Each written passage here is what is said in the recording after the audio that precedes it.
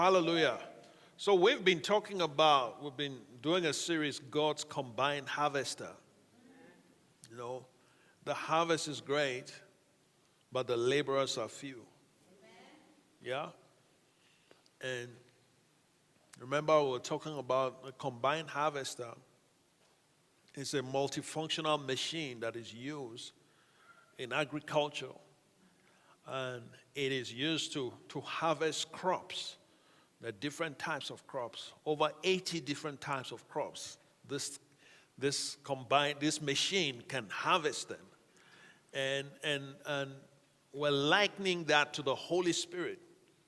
Even in our day and in our time, He has the ability to use many different methods to bring in the harvest.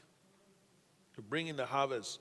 We had outreach yesterday, and there were some interesting stories. There were some interesting stories of the different ways that people got saved.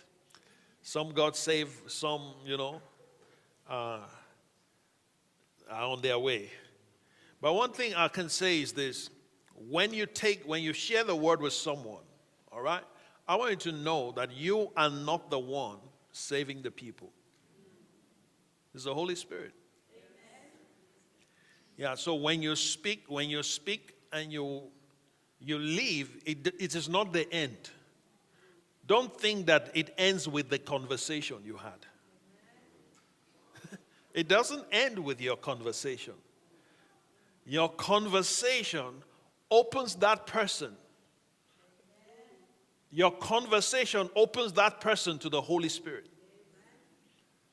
And so when that person goes away, the Holy Spirit continues to work in the life of that person. The Holy Spirit continues to work. Angels are involved in the harvest. The Holy Spirit is involved. So God has a sophisticated way.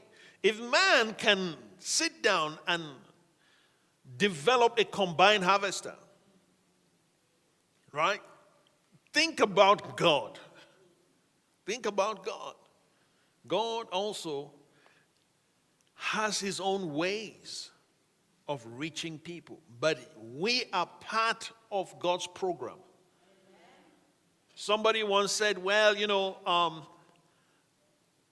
God knows those who are going to be saved.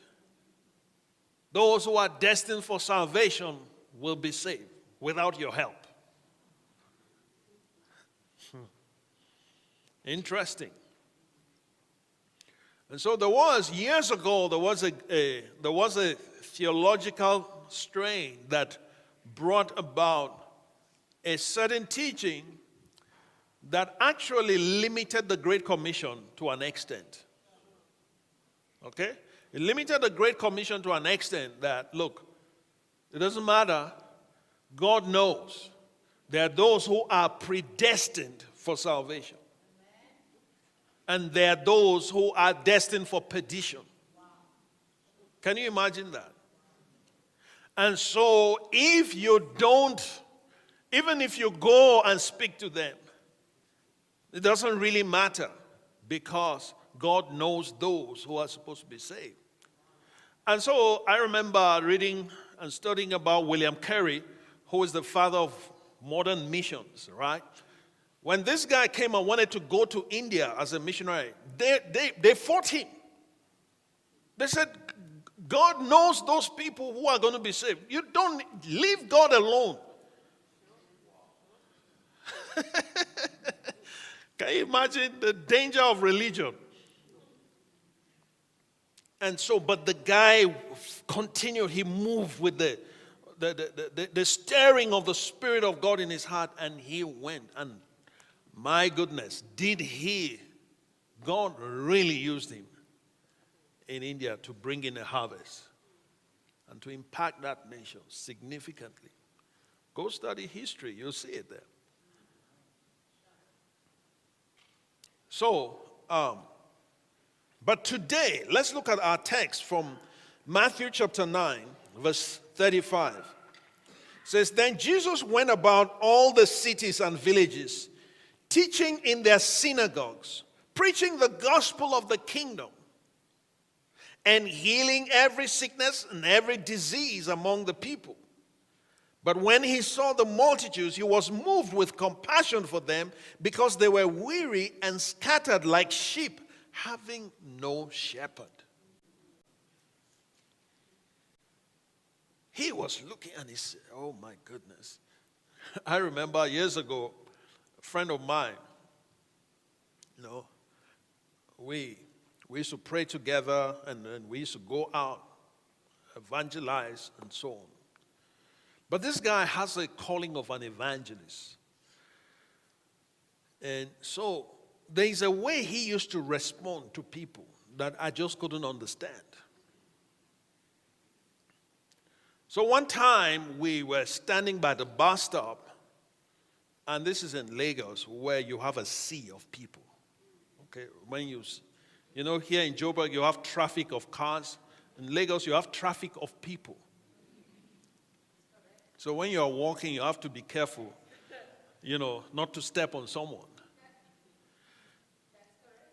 Yeah. So we're standing by the bus stop there, and this guy, we're standing talking, and he's looking, and then I see tears coming down his eyes, his cheeks. And I'm like, what's wrong? No, his name is God's Power. So I said, God's Power, what's wrong? God's Power, what's wrong? And he says, look at all these people. How many of them are born again? He said, if they die now, they go to hell. We need to do something. And I'm like, okay.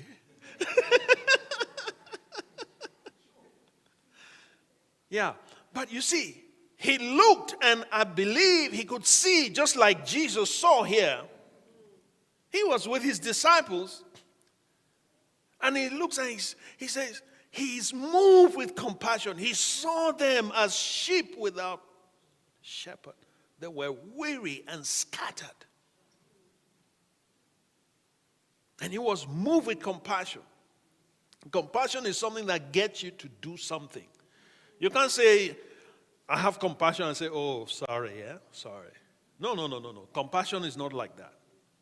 Compassion moves you to action. It moves you to do something about the situation. So he is moved with compassion. And then he said to his disciples, the harvest truly is plentiful, but the laborers are few. So when we look at the ratio of the harvest versus the laborers, it doesn't make sense. It doesn't make sense. How can we harvest this city? How can we bring in all that God wants to bring in? So Jesus is looking and he sees them scattered all over the place. And he can see their eternal state if they don't come into faith.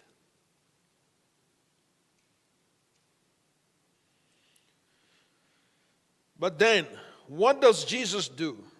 And remember, Jesus is making this statement after he has been preaching and teaching.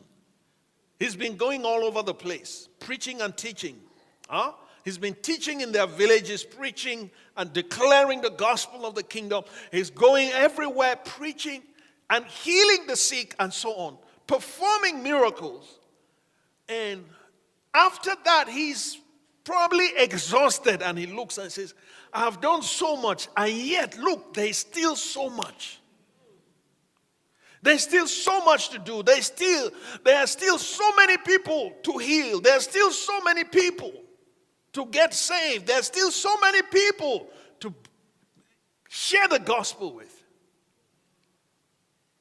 The harvest is great, but the laborers are few. So what do we do? How do we solve this problem? Pray.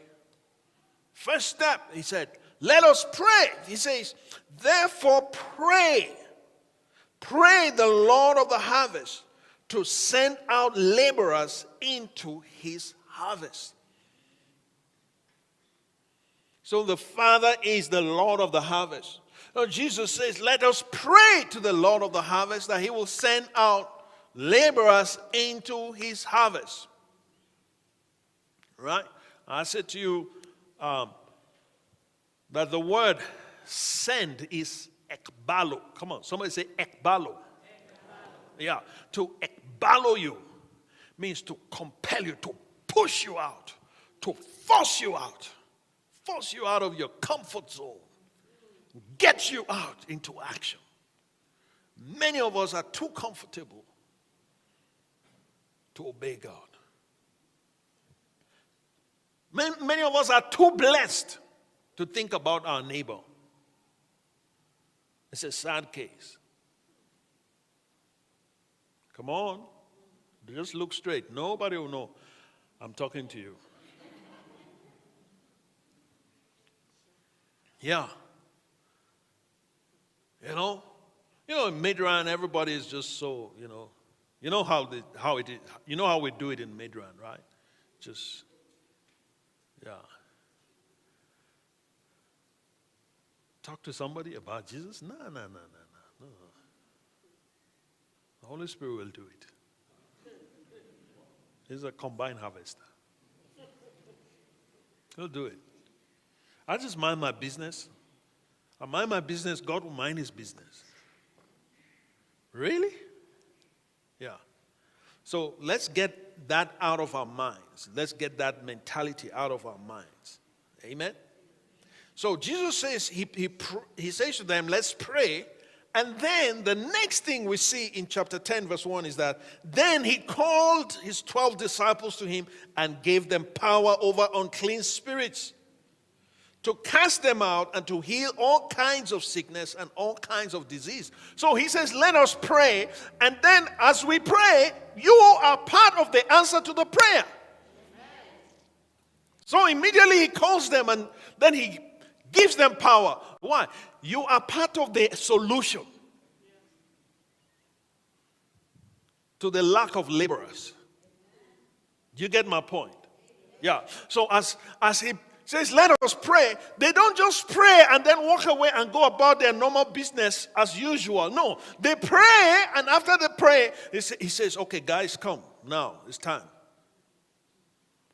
I'm going to anoint you. I'm going to give you power now. I'll give you authority, and you are now going to cast out demons. In other words, what I'm carrying, what you saw me do in the towns, in the cities, in the villages, now I'm calling you to empower you to go and do the same. So I want to multiply myself now to solve the problem of the lack of laborers.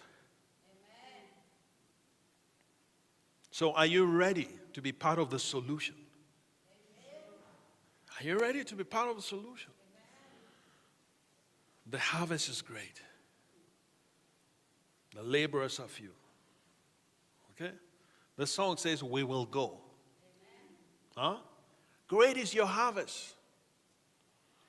Laborers are few. Hallelujah. But we're going to go. I will go. I will go. Wherever you are, God has positioned you as part of his technology for bringing in the harvest. Okay? So, in other words, if you are in ESCOM, all right, you are part of God's harvest mechanism from ESCOM. If you are in Nordvik, which is a part of Midrand, God has ordained you to be part of his harvest mechanism for Nordvik. If you are in Santon, God has ordained you to be part of his harvest mechanism.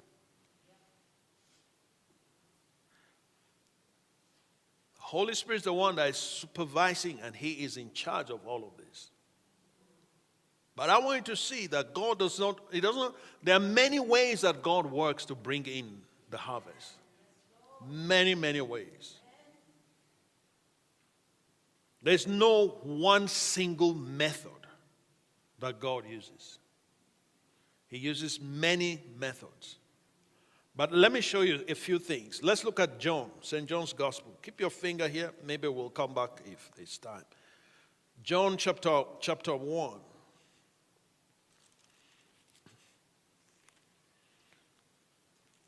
In John, we see here,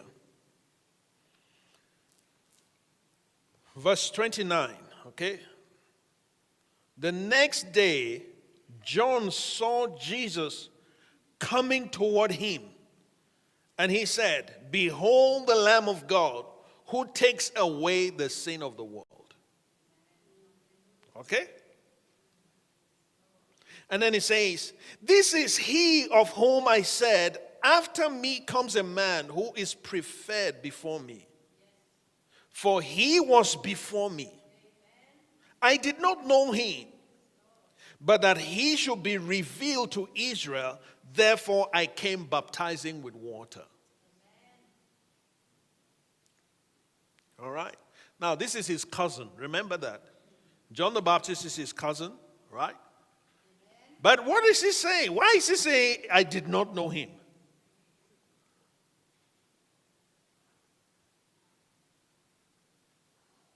Is it that he did not know Jesus? Well, he knew him as a good cousin, but he didn't know him as the Lamb of God. Do you understand me? He didn't know him as the Lamb of God. He just knew, this is my cousin, he's so perfect. He never makes mistakes. He has never told a lie. Even as kids, when we tell, do all these things, he was just perfect. That's what he knew about him, but he didn't know that this is the Lamb of God. Okay? So he says, "I did not know him." Otherwise, he'll be lying if he's saying, "I did not know him." Meanwhile, it's his cousin. And it's not as if he was in another country. And, and then now he's no. They grew up in the same, yeah. So he says, verse 32, and John bore witness, saying, "I saw the Spirit descending from heaven like a dove, and he remained upon him. I did not know him." You see, he's repeating again. "But he who sent me to baptize with water said to me, upon whom you see the Spirit descending and remaining on him, this is he who baptizes with the Holy Spirit. And I have seen and testified that this is the Son of God." So John the Baptist saw the Holy Spirit come down on Jesus because God had already told John the Baptist that when you see, this is how you're going to know, you're going to know who the Messiah is. Okay, you go carry out your ministry, continue to baptize people with water, continue to baptize them with water, but there's another one that is coming that is going to be baptizing them with the Holy Spirit and with fire. Yours is with water. This water is water for repentance. You are preparing the way for this one. You're preparing the way for the Messiah. So this is how you are going to know the Messiah, because he is already there. But this is how you're going to know him. He didn't know it's his cousin. He didn't know it's his cousin. He said, this is how you're going to know him. When you see the Holy Spirit descend, whoever it is, the Holy Spirit descends on and rests upon. This is God's combined harvester, I'm telling you. When the Holy Spirit descends and rests upon him, he says, that is the one. So John the Baptist is going around, he's preaching and he's baptizing people. People are coming, and all of that. But he doesn't know that the reason for which he was born was his cousin.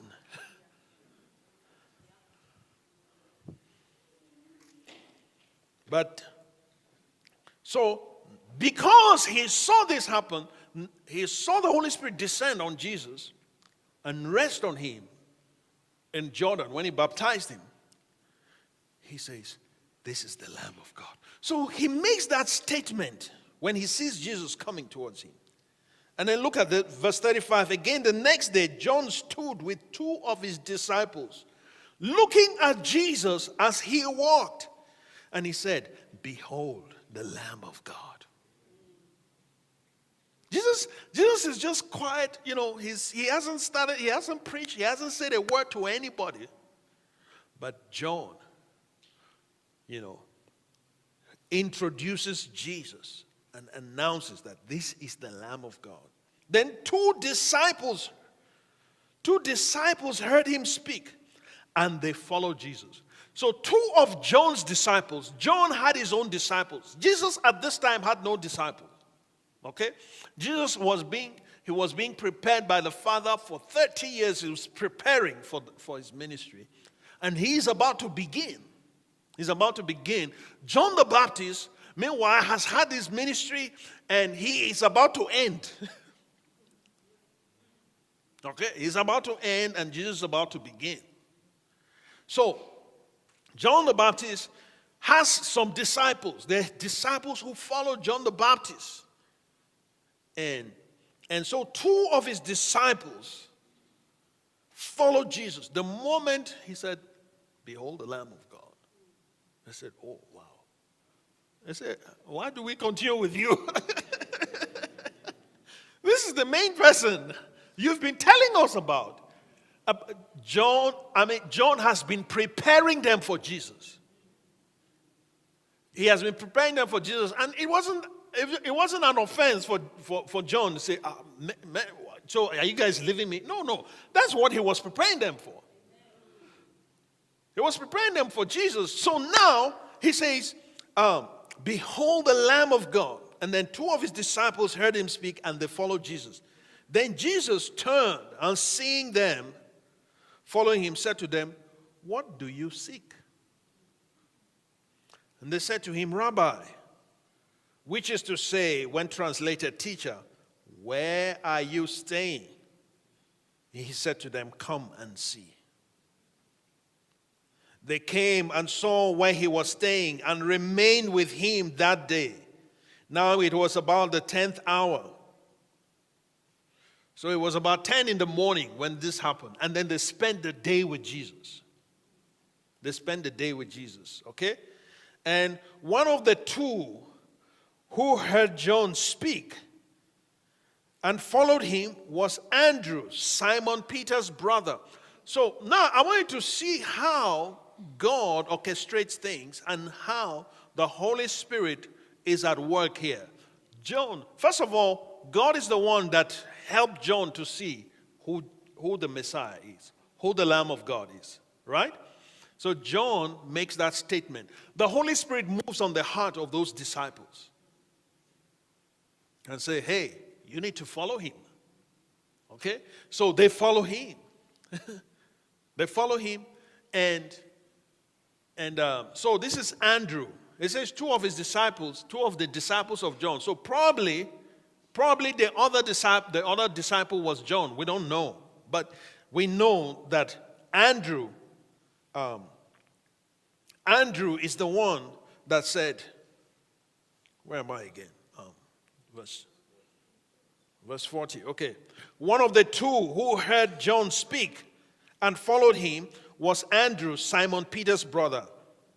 He first found his own brother Simon and said to him, "We have found the Messiah," which is translated the Christ.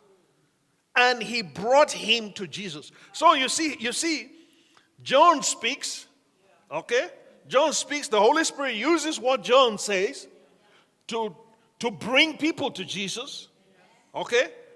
And Andrew is stirred up. He spends the day with Jesus. He spends a day with Jesus and he has an experience Hallelujah. He experiences Jesus and he goes to Peter, or he goes to Simon, his brother, and says, we have found him. Hallelujah. We have found him. We have found the Messiah. We have found the Christ. So God is working. He's working using different methods. First of all, he used John the Baptist's testimony. Okay? He used the testimony of John the Baptist to bring people. To bring those two disciples. So, same way, he can use your testimony. He can use your testimony of Jesus to bring somebody to Jesus. Come on. Tell a story. That's right. Do you have a testimony? Have you experienced Jesus? Do you have a testimony about Jesus? Then use it.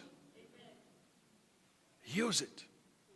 Okay? So the testimony of John was that this is the Lamb of God. Okay? Andrew and the other disciple heard it and then they followed. Then Andrew, after spending hours that day with Jesus, goes to his brother. Somebody say, use your relationships. Hallelujah. Yeah, so use your testimony, but not just your testimony, use your relationships as well. Your testimony is part of the harvest tool that God will use, but your relationships as well. So, Andrew goes and he speaks to his brother. He brought him to Jesus. Hallelujah. Verse 42. And he brought him to Jesus. Now, when Jesus looked at him,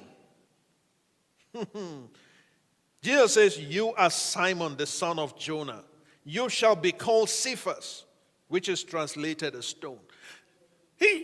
Andrew brings his brother Simon to Jesus. The moment Jesus sees him, he doesn't even need an introduction. By word of knowledge, Jesus says, you are Simon, the son of Jonah. Now you are going to be called Cephas, which is translated a stone. My goodness. So use the gifts of the Spirit. Somebody say, use the gift of the Spirit. Use the gift of the Spirit as well. Use the gift of the Spirit to bring in the harvest. Yeah. I am telling you, the moment Jesus said that, I mean, those guys, that's it, they're hooked. Once you experience Jesus, what is better than Jesus? What's out there that is better than Jesus? Nothing. I was listening to a testimony of this guy. He used to be a drug lord, right? He had a plantation of whatever in Colombia.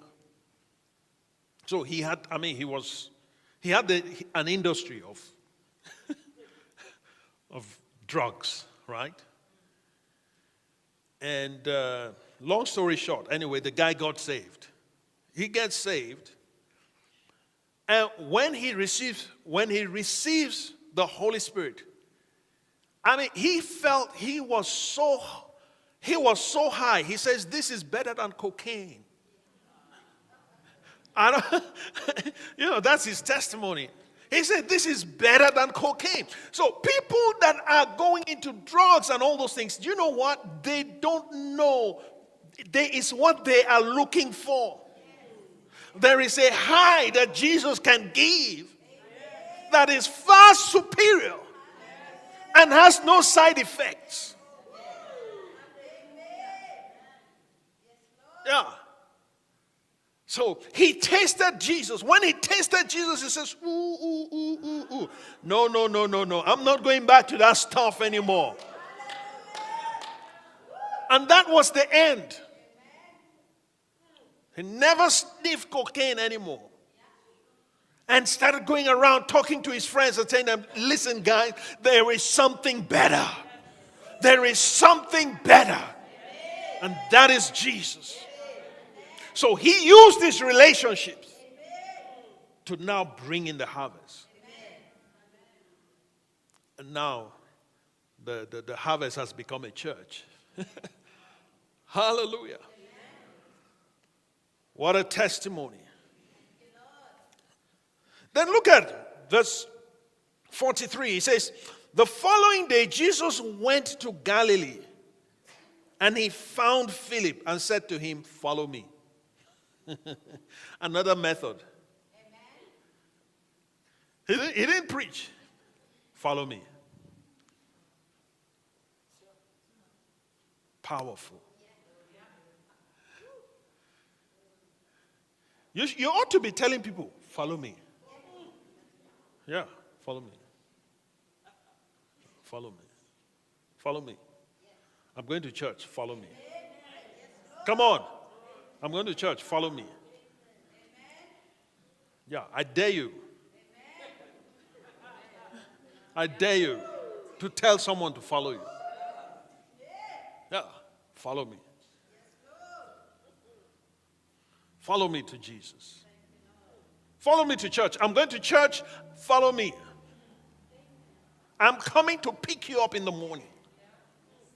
I'll pick you up. You say, oh, I don't have transport. No, don't worry about transport. I'm coming for you. Come on. Follow me. I dare you to do that.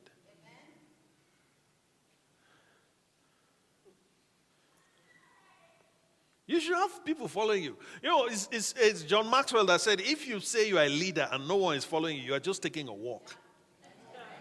I love that statement.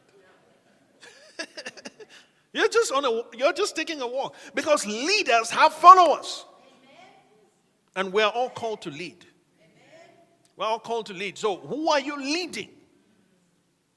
Or are you just following other things? Do you know that everybody is a follower, but it depends on what you are following or who you're following.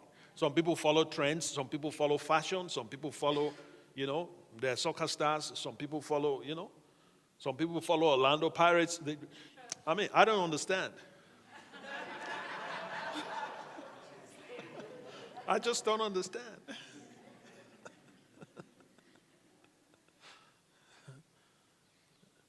I know Chiefs was beaten, but we shall rise again. The righteous fall 7 times and rise again. Yeah. Yeah. So we're coming for you. Sundowns. Yeah. Everybody is following something.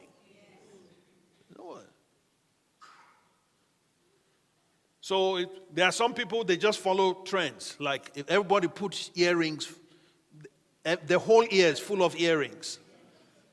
Then they start doing it. What are they doing? They are following. They are not leading. They are following. Be careful who you follow. Do you understand? Why can't you be the one to tell people to follow you? Why do you have to follow them when you don't even know where they're going? Huh? Come on. Oh, well, this looks cool. Who told you it's cool? They lied to you that it is cool. It is not cool. You have so many holes in your ear. I don't know how it would be when you get older. Yeah.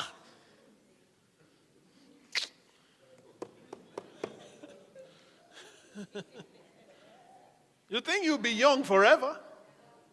Okay, just watch. With time you'll be seeing. Like I saw one guy, he had so many tattoos, and now he's regretting. Because now in his old age, the tattoos look ugly. They don't look as cool anymore. But there are too many.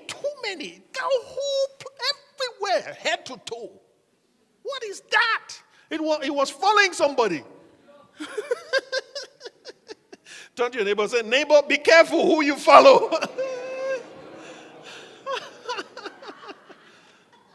The fact that everybody is going that direction does not mean it's your destination.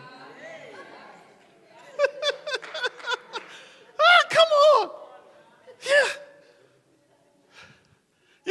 You go to the airport and you see everybody is going to a particular direction and you want to go with them. Meanwhile, your ticket is to Cape Town. These other people are going to Harare. But you are just following. Come on. Tell your neighbor, you are smarter than that. You're smarter than that. Come on. Give yourself some credit, man. You can do better. Amen. So when I see things, I don't just do things because everybody says it's cool. No, I decide. I use my mind. Process it. Ask questions. Where is this going? Where did it come from? Hallelujah. Is that my destination?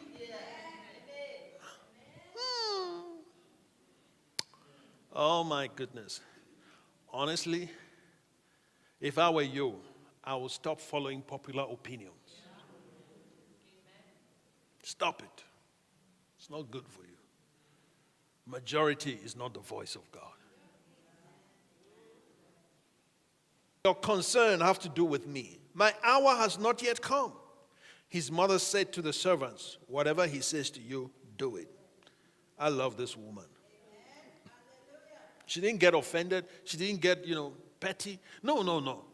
She just turns to those guys. Whatever he says to you, just do it. Don't argue with him. Whatever it is, no matter how it sounds. Okay? Just do it. Whatever he says to you, just do it. Come on, turn to your neighbor and say, neighbor, whatever he says to you, do it. Yeah, just do it. Nike got it right. Yeah, Nike got it right when they say, just do it. Just do it. Whatever he says to you, just do it. Just do it. Yeah. Okay, so, and she walks away. Then Jesus said to them, oh my, I've skipped to verse 7. Yeah, let's go to verse 7 because my timekeeper is already. Okay. Jesus said to them, fill the water pots with water. And they filled them up to the brim. And he said to them, draw some out now. Take it to the master of the feast. And they took it. When the master of the feast had tasted the water that was made wine and did not know where it came from, but the servants who had drawn the water knew, the master of the feast called the bridegroom. And he said to him, every man at the beginning sets out the good wine. And when the guests have well drunk, then the inferior. You have kept the good wine until now. Hallelujah.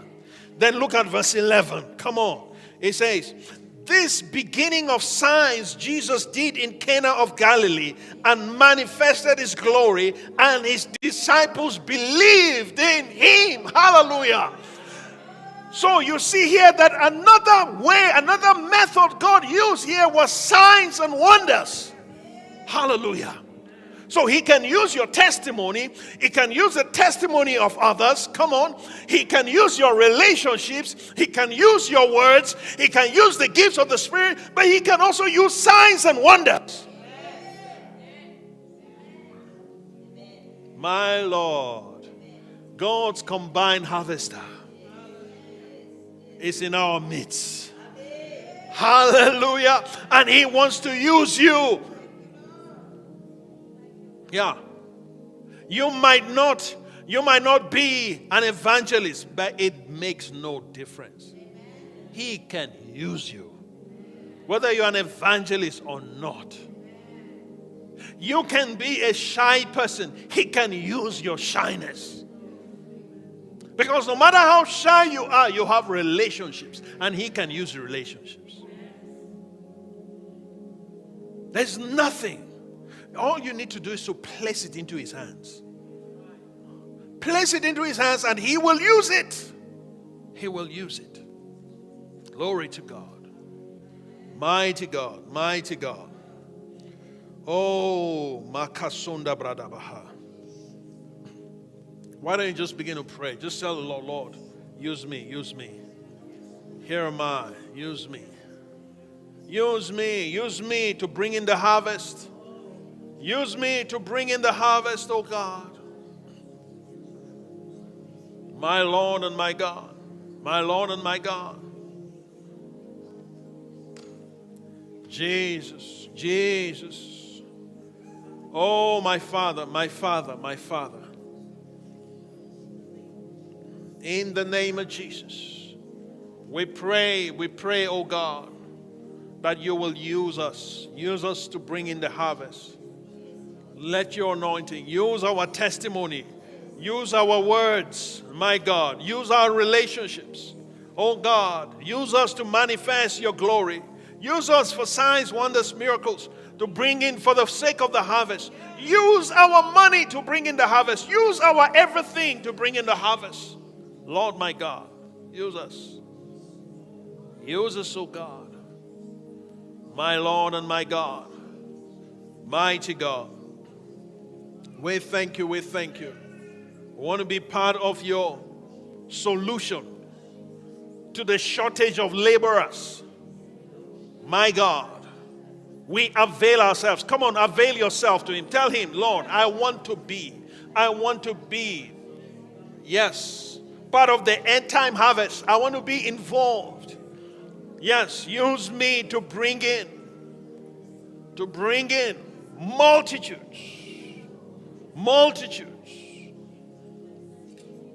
Jesus, use my career, use my gifts, use my experiences, use my voice. Yes, use my strengths, use my skills. It's all for you. It's all for you. My Lord and my God, we give you praise. My Lord and my God, the many ways you want to, however you want to bring them in, I avail myself. Whether it is God test, Jesus at the door, or whatever, use everything that is available to me. I avail to you, and use it as part of your combined harvester to bring in the harvest. Mighty God, mighty God. Thank you, Lord. Thank you, Father. Thank you, Lord. Thank you, Lord. We pray, I pray, oh Father, for your people. I pray, oh Lord God, in the name of Jesus, for your hand. Father, you are the Lord of the harvest. Lay your hand upon your people and use them significantly, oh Father, in their various spheres of influence. Lord, to bring in the harvest. Yes, the harvest is great, but the laborers are few. Send your provision, Lord, for the work that you have called us to. Mighty God, starting with these ones. Lord God, the power to heal the sick, the power, oh God, to cast out devils. Let it flow through you in the name of Jesus. Power over unclean spirits in the name of Jesus. All for the harvest. It's all for the harvest. It's not to make you look good. It's not to make you look powerful, but it's for the harvest. It's for the harvest. Let it flow right now. Let the heavens open. Let there be an outpouring. Jesus, baptize your people with fire this morning. Baptize your people with fire this morning. Yes, in the name of Jesus. Let your fire fall. Let your fire fall. Let your fire fall. Let your fire fall. Make everyone here, Lord God, an expert witness. Make everyone, oh God, an expert witness.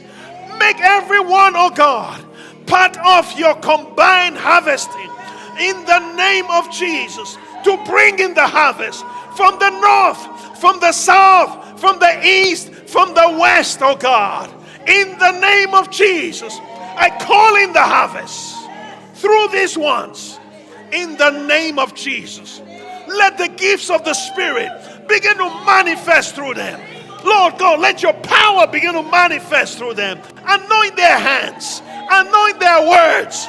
Oh my God, in the name of Jesus, use it for the harvest.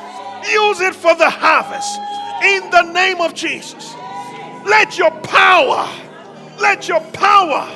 begin to manifest through these ones. In the name of Jesus, my Lord and my God, they will lay hands on the sick and they will recover. They will command and demons will flee. In the name of Jesus, through these ones, when they say, follow me, people will follow them. In the name of Jesus, when they say to someone, follow me, they will follow you. In the name of Jesus, Lord, raise leaders in this house. Raise leaders, oh Father, that will lead multitudes. That will lead multitudes, oh Father God, into freedom, into liberty, into salvation, into the faith. In the name of Jesus, that they will lead many into your kingdom. Anoint them, oh God, afresh. Fresh oil upon them. In the name of Jesus. Thank you, Lord. Thank you, Jesus. Oh, yes, Lord. Thank you for your Spirit. Thank you, Lord. Thank you, Lord. Oh, we glorify you. We glorify you. We will go. Can you sing that song again? We will go. Hallelujah. Hallelujah. Glory, glory, glory. Amen. Amen. Hallelujah. Come on, just lift up your hands to Him. My Lord. My Lord. Oh God, we commit, oh Father, to go for you. We commit to go for you. We commit to go for you. Oh yes, we will go, oh God. We will go. Oh Father God, we will bring in the harvest. We will bring in multitudes. Multitudes from the cities, from the towns, from the villages, from the nations. We will bring them into the kingdom. In the name of Jesus. You have called us. You have appointed us for this. You have appointed us for this. We say yes. We say yes, Lord. We say yes. Oh, my Lord and my God. We give you praise. Oh, we give you glory. Blessed be the name of Jesus. Oh, yes, Lord.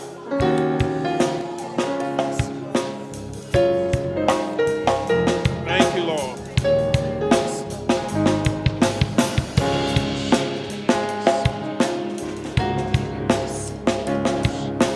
Great is the harvest and the workers of you.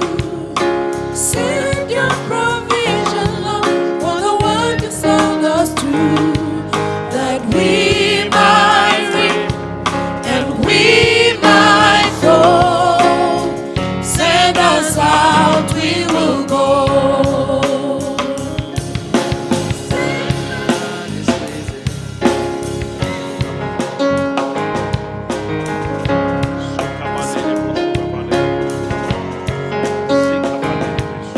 Sun is risen, another day has dawned, as we prepare to reap the fields and the farm.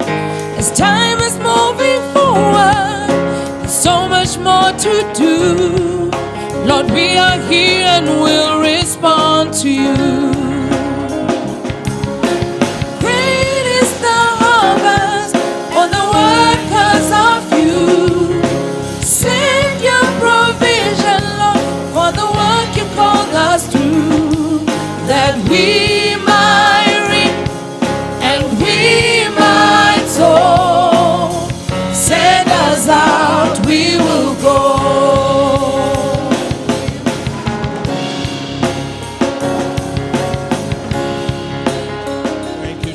Jesus. Hallelujah.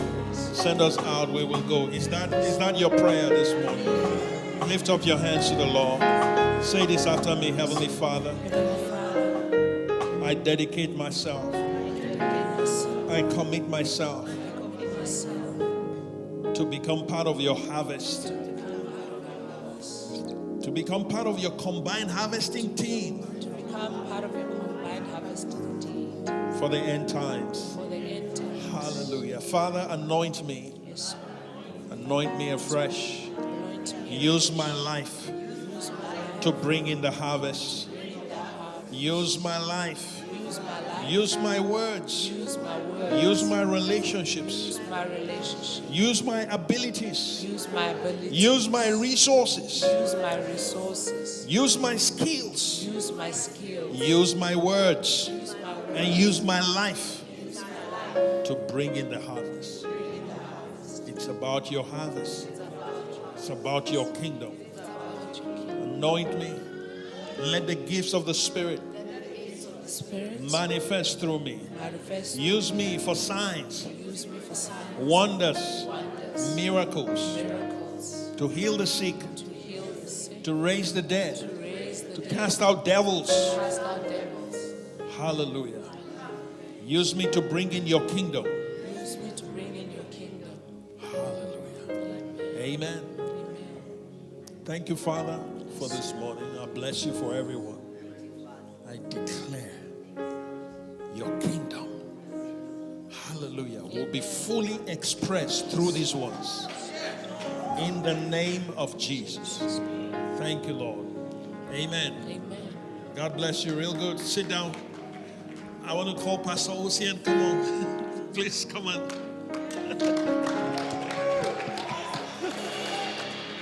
Hallelujah. Greetings in the name of our Lord and Savior Jesus Christ. Pastor Eric, thank you very much for the wonderful word. I'm traveling with my wife, Fatima, my very, very good fellow worker in the ministry. So I bring you greetings from the United Kingdom. And when the pastor was ministering, I found that I just realized it came to me. You know, when the Lord works sometimes, that your name, the name of your church, and the name of our church has the same root. So we come from the same, so our fruit should be the same. Wow. Wow. Let me just explain what I'm saying, because that's my prayer for you. Amen. We are called God's House International Center. And because of that, we have around 24 nations in our church. And all of them are at home. And people wonder how we do it. And when I checked, I saw you are also called Every Nation. Yes. So my prayer is that nations Amen. will find sanctuary in your midst. Hallelujah. That nations will feed into your house. Amen. That nations will bring wealth into your house. Amen. Because they feel at home. Amen. That nations will refer their sons. There is a safe place for you. Amen. And then the Bible says, your sons shall come from afar. Yes. When they come from afar, they come from every nation. Amen. To come to every nation. Hallelujah. In Midrand. Amen. Your sons will come from every nation in the expanse of the world. Yes. To every nation. Yes. In Midrand. Amen. They will not come empty-handed. Amen. Because Amen. you will be a sanctuary. Amen. That's my prayer for you. Amen. To be a church that understands CSR. You know, CSR is not just corporate social responsibility.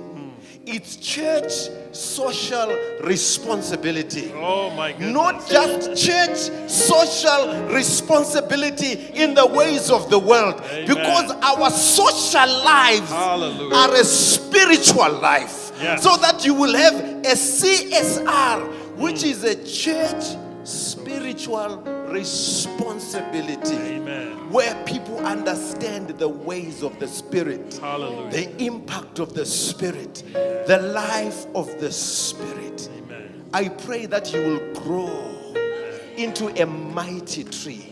That you will grow into a mighty church. Amen. That you will grow into a mighty community. Yes. That you will grow into an influential community. Amen. That we will see members of parliament coming here. Yes. That we will see mayors coming from Yes. here. That we will see presidents that will come. That we will see councillors. Amen. That we will stop complaining about the corruption of the politicians. We take the space because we have corporal social responsibility. Yes. That where they are untruthful and unfaithful people, the church will arise and say, Amen. send us to Cape Town, send us to Pretoria, send us to Uruleni, send us to take the reins Yes. of authority and bring to policies that are godly. Hallelujah. Not a church that just prays, but that will go into the councils, Come on. go into parliament, Yes. go into Pretoria, and before we call upon the name of God, Amen. and then we begin to say, come and see Yes. a church that is members of parliament that deliver. Come and see a church that has counselors that deliver. Amen. That is where the harvest is. Amen. To a tired South African community that is crying for service delivery. Our answer is there. Yes. When we begin to meet that need, people will tell one another, come and see. Yes. That's my prayer for you. That you will begin to think broad. Yes. Begin to see the world. Hallelujah. And bring an answer Yes. of Jesus Christ. Thank you. Like Jesus described this, a Christian and a believer indeed. Without guile. That's right. Without hypocrisy. Yes. Without confusion. Yes. May that be your portion. Amen. The true light of the world. The salt of the earth. Yes. Where people will find a sanctuary Yes. for their healing and their restoration. Yes. May God bless you. Amen. May God use you. May God remember your prayers. Yes. May God open doors for you. May God heal you. May God prosper you. Amen. May God give you a confidence Amen. that will never be denied. Amen. We love you. We are fellow workers with you. We serve in the United Kingdom. When did we leave South Africa? 22 years ago. We have been in the United Kingdom. And we have seen God's faithfulness. One of the assignments God was doing, you were praying for a building. We were praying for a building for the last 10 years. Last year, October, we purchased a building.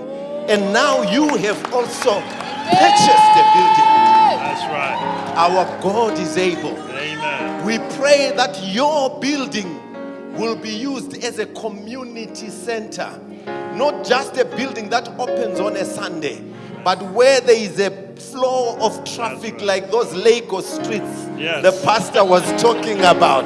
Because there is life in the house of God. Amen. Let the mothers and the widows, the sons and the orphans, let the members of parliament make appointments with your leaders. How do I effectively do it like you? Yes. That is the power of the church I'm talking about. Yes. May this be a hub of activity. Yes. Because people find it as a place of sanctuary. Amen. That is my prayer for you. Thank God you. bless you, Thank Pastor. you so much. Wow. Wow. We say amen to everything. Amen. Hallelujah. We love and appreciate you. And we don't know how long you're here for, but. Okay. All right, people. That's all right.